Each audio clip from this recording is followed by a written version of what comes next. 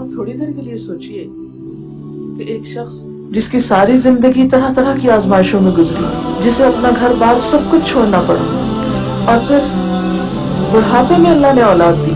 वहब ली अलल किबर इस्माइल, अल्लाह ने मुझे बड़ी उम्र में इस्माइल अता किया। और फिर उस उम्र को बच्चा पहुंचा जिस उम्र को एक बच्चा अपने माँ बाप का बहुत प्यारा होता है, और फिर हुक्म आता है कि इसे कुर्बान कर दो।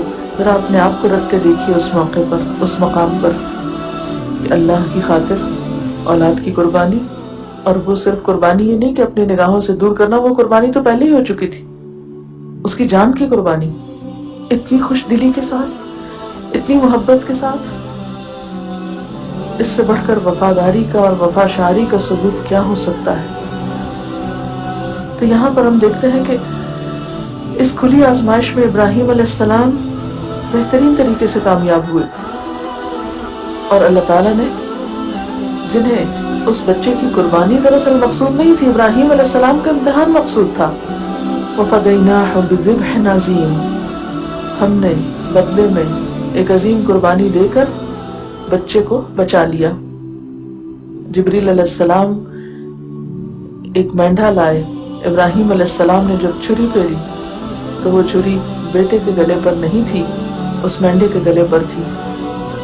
और वहीं से फिर इन जानवरों की कुर्बानी का सिलसिला शुरू हुआ।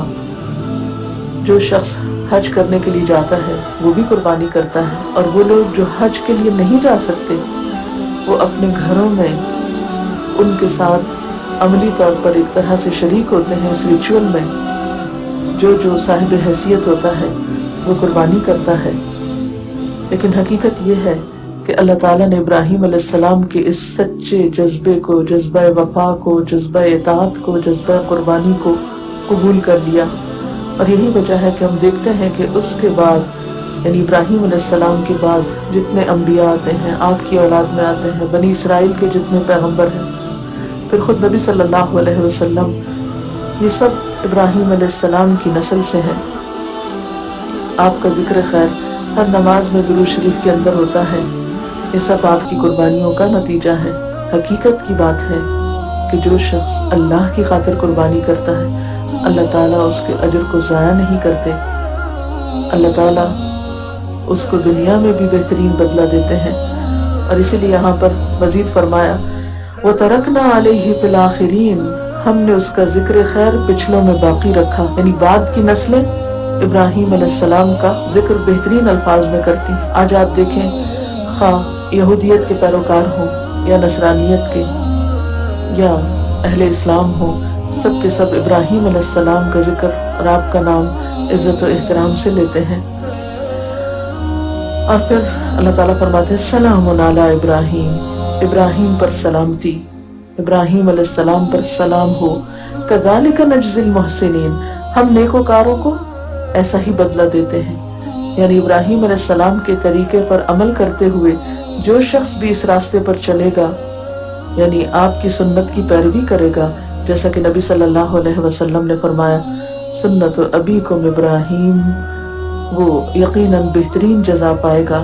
और हर साल इस मौके पर, यानी ईद उल अज़हा के मौके पर, ईद कुर्बान के मौके पर जानवरों का कुर्बान करना उसी अजीम कुर्बानी की याद दिलाता है। दरअसल इसमें हमारे लिए सबक ये है कि हम अल्लाह ताला की खातिर कुछ भी कुर्बान करना पड़े तो कुर्बान करने से ना चूकें।